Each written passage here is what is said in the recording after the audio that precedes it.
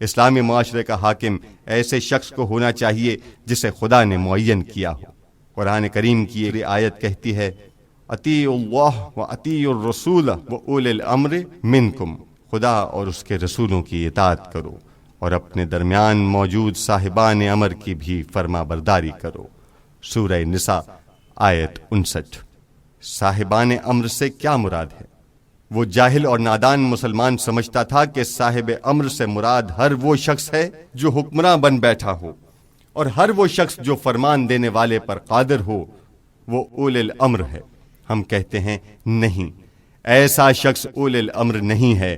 اگر ہر فرما روا اولی الامر ہے اور قرآن کی روح سے اسے قانونی حیثیت حاصل ہے تو فلاں پہاڑ پر فلاں طاقتور لٹیرے کا فرمان چلتا ہے، وہاں سارے معاملات اسی کے اختیار میں ہوتے ہیں، پس کیا وہاں وہ اولی الامر ہے؟ شیعہ جس اولی الامر کے قائل ہیں وہ ایک ایسا شخص ہوتا ہے جسے خدا نے حکمرانی کا اختیار دیا ہو۔ وہ ایک ایسا شخص ہوتا ہے جو اگرچہ منکم کے مطابق انسانوں میں سے ہے، لیکن اس نے ولایت خدا سے حاصل کی ہے، کیونکہ ولایت کبریٰ کا مالک خدا ہے۔ اب کیا ہارون رشید جیسے شخص کو اس کی حالت کے ساتھ، اس کی ان بے حساب بخششوں اور اس کی ان فضول خرچیوں کے ساتھ، اس آدم کشی کے ساتھ کہ ایک روز اس نے اسی جعفر برمکی اور اس کے خاندان کے بہت سے افراد کو موت کے گھاٹ اتار دیا، ان کو نیست و نابود کر دیا اور بہت سے مومن مسلمانوں کو تہہ تیغ کر ڈالا، اور اسی طرح دوسرے کام کیے، اولی الامر قرار دیا جا سکتا ہے؟ اس دور کا مفتی کہا کرتا تھا کہ ہارون اولی الامر ہے، اور امام جعفر صادق علیہ السلام کے ساتھ ان لوگوں کی جنگ اور تنازع اسی مسئلے پر تھی کہ وہ امام سے کہتے تھے کہ آپ کیوں اپنے زمانے کے اولی الامر کے خلاف ہیں؟ پس اس مسئلے میں تشیع کا نقطۂ نظر انتہائی ٹھوس اور گہرا ہے۔ تشیع قرآن مجید کے ذریعے یہ بات ثابت کرنے کے ساتھ ساتھ کہ اولی الامر کا تقرر خدا کی طرف سے ہوتا ہے، ایسے معیار اور پیمانے بھی لوگوں کے حوالے کرتی ہے جن کی موجودگی میں لوگ فریب نہ کھا سکیں۔ یہ نہ کہیں کہ علی ابن ابی طالب ہمارے سر آنکھوں پر، لیکن ان کا جانشین ہارون رشید بھی ہمیں اسی طرح محترم ہے۔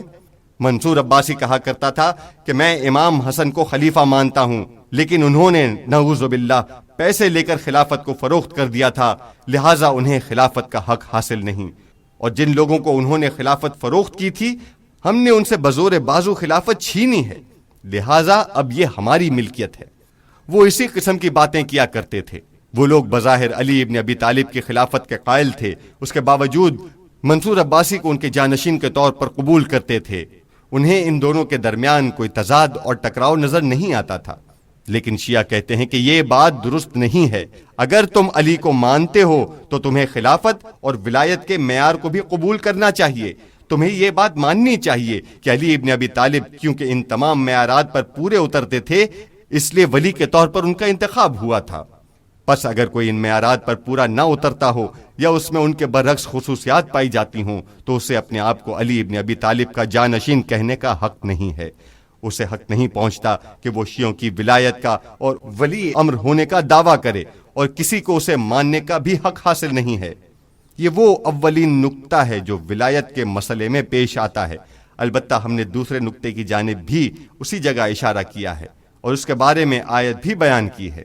اگر کوئی یہ سوال کرے کہ آپ کس دلیل کی بنیاد پر کہتے ہیں کہ ولایت امر خدا کے اختیار میں ہے اور خدا کی چیز ہے، تو اس کا جواب یہ ہے کہ ہمارے اس دعوے کی بنیاد ایک طبعی حکومت ہے جسے اسلامی تصور کائنات میں مشخص اور معین کیا گیا ہے۔ اسلامی تصور کائنات کی روح سے کائنات کی ہر چیز کا سرچشمہ قدرت الہی ہے۔ وَلَهُ مَا سَكَنَ فِي اللَّيْلِ وَالنَّهَارِ، روز و شب میں جو کچھ ساکن ہے وہ خدا کی طرف سے ہے۔ جب تمام موجودات خلقت کا مالک وہ ہے اور تمام چیزوں پر تکوینی حکومت اس کے اختیار میں ہے، تو تشریعی اور قانونی حکومت بھی اسی کے اختیار میں ہونی چاہیے، اس کے سوا کوئی چارہ نہیں۔